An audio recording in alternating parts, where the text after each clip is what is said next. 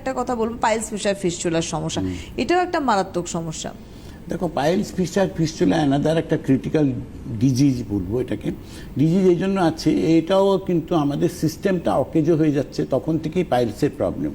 আজকে একটা সিস্টেম থেকে আমাদের পাইলসের উৎপত্তি, রেকটাম ধীরে ধীরে করে সাইজ ছোট হয়ে যায়, নরম মল বেরোতে চায় না, ওখানে ভিতরে ঘা হয়ে যাচ্ছে, যেখান থেকে ফিস্টুলা তৈরি হচ্ছে, নালী ঘা তৈরি হয়ে ফিস্টুলা তৈরি হচ্ছে। মানুষ একবার অপারেশন করছে, দুবার অপারেশন করছে, তাতেও ঠিক হচ্ছে না। আজকে ফিশারের জন্য মানুষ অপারেশন করছে, তারপরে আবার ওটা পরের দিন থেকে আবার ওটা বাড়তে আরম্ভ করে। তো প্রবলেমস বহু মানুষের রয়েছে।